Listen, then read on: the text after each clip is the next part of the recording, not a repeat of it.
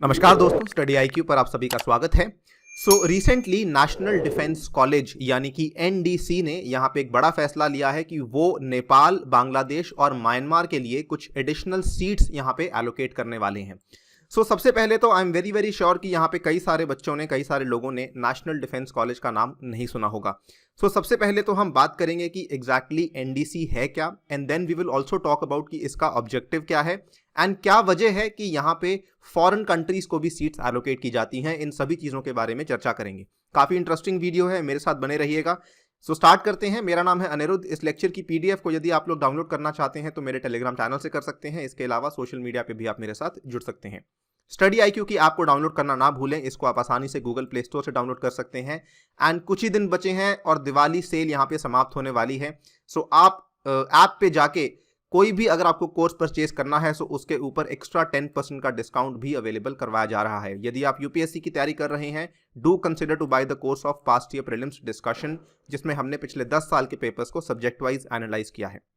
All right, recently ये पिछले हफ्ते की बात है जब यहाँ पे नेशनल डिफेंस कॉलेज सुर्खियों में था। उस टाइम पे जो हमारे रक्षा मंत्री हैं मिस्टर राजनाथ सिंह जी, इन्होंने वहाँ पे एक स्पीच दी थी और यहाँ पे जो एनडीसी अपने 60 साल सेलिब्रेट कर रहा था, यानी कि अपनी डायमंड जुबली को सेलिब्रेट कर रहा था। And during his speech he said something which was very very influential. He said कि इंडिया यहाँ पे अपनी सोवरेनिटी को प्रोटेक्ट करने के लिए कुछ भी कर सकता है। हम यहाँ पे कोई भी आक्रामक देश हो, हम अपनी संप्रभुता के साथ किसी भी तरह का समझौता नहीं करेंगे।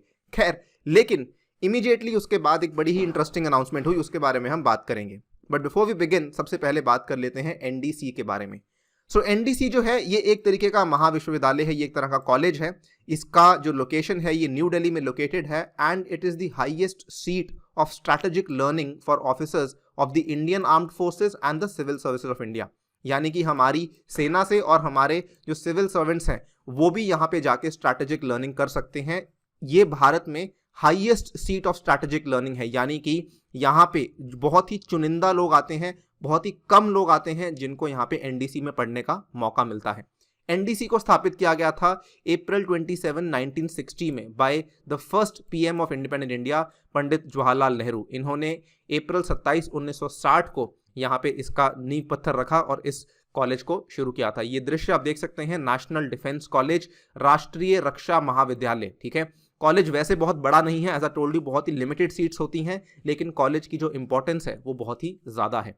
यहाँ पे अगर हम इसके ऑब्जेक्टिव की बात करें, दिस इज, अगर सिंपल वर्ड्स में बात करें तो this is basically a college for strategic affairs. ठीक है, जो आपके रणनीतिक मामलों के लिए कॉलेज है। किसी भी तरह का रणनीतिक मामला है उसके ऊपर चर्चा करनी है, उसके ऊपर डिस्कशन करनी है, ठीक है, उसके ऊपर स्टडीज करनी है, वो सभी चीजें इस कॉलेज में होती हैं। The National Defence College was sanctioned to provide instructions for senior service and civil service officers in the wider aspects of higher direction and strategy of warfare। ठीक है, ये इसका मेन ऑब्जेक्टिव है। जो पहला कोर्स था ये उसी दिन लॉन्च कर दिया गया था, 27 अप्रैल, जिस दिन इसकी स्थापना हुई थी, विद केवल 21 पार्टिसिपेंट्स। उस टाइम पे केवल 21 पार्टिसिपेंट्स थे इस कॉलेज में। एंड अगर आप देखें, क्योंकि 1959 में ही ऑलमोस्ट ये तय हो गया था कि ये कॉलेज स्थापित होने वाला है, तब से लेके जो कॉलेज की भूमिका है, जो कॉलेज का रोल है, वो बदला नहीं है। वो तब से लेके अभी तक 60 साल हो गए हैं, वही काम कर रहा है। It is still teaching the armed forces and the civil servant officers regarding the strategic affairs.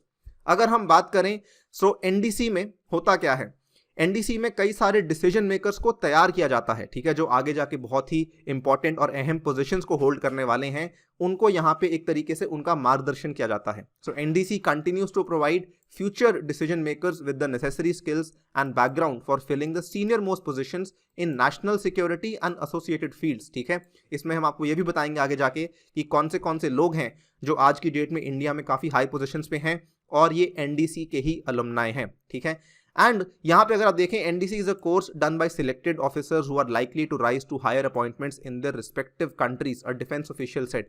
Recently एक डिफेंस ऑफिशियल अपने इंटरव्यू में कह रहे थे कि जो एनडीसी का कोर्स है ये बहुत ही कुछ चुनिंदा अधिकारियों के द्वारा किया जाता है, जो कि हायर अपॉइंटमेंट्स में आगे जाके देखने को मिलते हैं in the respective countries. Respective countries कहने का मतलब कि यहाँ पे कई सारे लोग बाहर से भी आते हैं। ठीक है, अगर आप देखें एलुमनाई फ्रॉम एनडीसी, वैसे तो कई सारे नाम हैं, लेकिन जो दो नाम सबसे ज़्यादा उभर के आते हैं, one is the current CDS general Bipin Rawat, ठीक है, and then we have the current NSA that is mister Ajit Doval. तो I am very very sure आपने दोनों का नाम सुना होगा और दोनों बहुत ही ज़्यादा सेलिब्रेटेड हैं भारत में, दोनों बहुत ही इंपॉर्टेंट और अच्छा रोल निभा रहे हैं as far as their positions are concern. इसके अलावा दो हमारे पास राज्यपाल हैं, उसके अलावा दो इलेक्शन कमिश्नर्स हैं, 30 इंडियन सर्विस के चीफ्स हैं, 20 एम्बेसडर्स हैं, 5 डिफेंस सेक्रेटरीज हैं, 5 फॉरेन सेक्रेटरीज हैं जो कि इस कॉलेज के थ्रू पढ़कर गए हैं, ठीक है।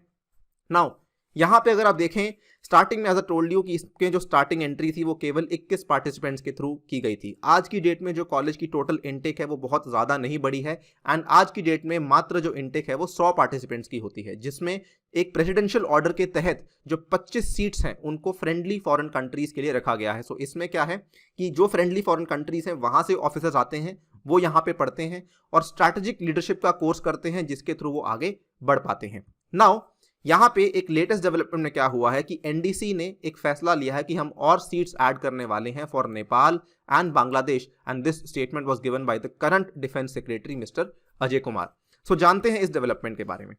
यहाँ पे प्लान है कि हम सीट्स को बढ़ाने वाले हैं एंड राइट नाउ 100 सीट्स हैं, इनको बढ़ाया जाएगा 20 से, ठीक है। So as I told you बहुत ही चुनिंदा ऑफिसर्स होते हैं, तो अगेन सीट्स बहुत ज़्यादा मात्रा में नहीं बढ़ रही हैं, 20 से बढ़ रही हैं एंड ये भी ग्रेजुअली बढ़ाई जाएंगी, यानी कि 2021 तक इनको 110 किया जाएगा और 2022 तक इनको 120 किया जाएगा। नाउ ये जो एडिशनल 20 सीट्स हैं इसमें कुछ सीट्स जो हैं ये इंडियन कैंडिडेट्स के लिए होंगी, जिसमें से जो उम्मीदवार हैं वो चुने जाएंगे from the armed forces and from the civil servants and इसके अलावा यहाँ पे फॉरेन कैंडिडेट्स को भी इंक्लूड किया जाएगा। जो प्रिलिमिनरी प्लान है उसके तहत नेपाल, म्यांमार और बांग्लादेश से लोग आएंगे, लेकिन आगे जाके प्लानिंग में उज्बेकिस्तान, तजिकिस्तान, फिलीपींस, इंडोनेशिया और मालदीव से भी यहाँ पे फॉरेन कैंडिडेट्स को इंक्लूड करने का प्लान चल रहा है, लेकिन अभी तक इस चीज़ को लेकर कुछ फाइनलाइजेशन नहीं हुई है। Nepal, Myanmar, Bangladesh almost final है। सो यहाँ पे इनफैक्ट अगर आप देखें एक और बड़ी डेवलपमेंट ये भी हुई है कि प्रेसिडेंट रामनाथ कोविंद ने ये भी कहा है कि एक president's chair of excellence on national security and strategy for the first time will also be created at the NDC from 2021, यानी कि आने वाले वर्ष में यहाँ पे एक स्पेशल चेयर ऑफ एक्सीलेंस भी क्रिएट की जाएगी। सो जिसपे प्रॉबेबली एक काफ़ी हाई रैंकिंग ऑफिशियल बैठेंगे जो कि नेशनल सिक्योरिटी और स्ट्रैटेजी पे यहाँ पे एक्सपर्ट होंगे एंड वो आगे जाके आने वाले उम्मीदवारों को भी गाइड कर पाएंगे। नाउ जो फाइनल सवाल आपके दिमाग में आएगा वो ये है कि हम यहाँ पे फॉरेन सीट्स क्यों देते हैं। देखिए इसके दो कारण हैं। सबसे पहले तो यहाँ पे जो इंडिया की इमेज है वो नेबरहुड में काफ़ी अच्छी है, स्पेशली अगर आप देखें कई सारे जो फ्रेंडली फॉरेन कंट्रीज़ हैं, स्पेशली जो हमारे नेबरहुड कंट्रीज़ हैं, वो काफ़ी टाइम से डिमांड भी कर रही थी कि हमें यहाँ पे गाइडेंस के लिए कुछ ऐसी जगह चाहिए जहाँ पे हमें प्रॉपर मार्गदर्शन हमारा हो सके और हम अपनी कंट्री में जाके अपनी कंट्री को संभाल सकें, उसकी रणनीति को समझ सकें। This is being done keeping in view the demand from the friendly foreign countries for quite some time, जो काफ़ी लंबे टाइम से आ रही थी, और ये स्टेटमेंट यहाँ पे दिया गया है मिस्टर अजय कुमार के द्वारा। सेकेंडली यहाँ पे ये भी माना जाता है कि अगर इंडिया इन डिमांड्स को मानता है, ठीक है, उनकी मांग पूरी करता है, तो इस केस में अगर हम उनको सीट्स एलोकेट कर रहे हैं तो इससे हमारी फॉरेन कोऑपरेशन भी बढ़ेगी, ठीक है, हमारी इंट्रैक्शंस बढ़ेंगी और हमारी बॉनहोमी बढ़ेगी बिटवीन दी पार्टिसिपेटिंग ऑफिसर्स। ये भी काफ़ी ज़्यादा अच्छा प्रूव हो सकता है आगे जाके, बिकॉज अंतर्राष्ट्रीय संबंधों में जितने बेटर हमारे संबंध होंगे इन देशों के साथ, उतनी बेटर चांसेस होंगे इंडिया की इमेज को और बेहतर करने का, राइट।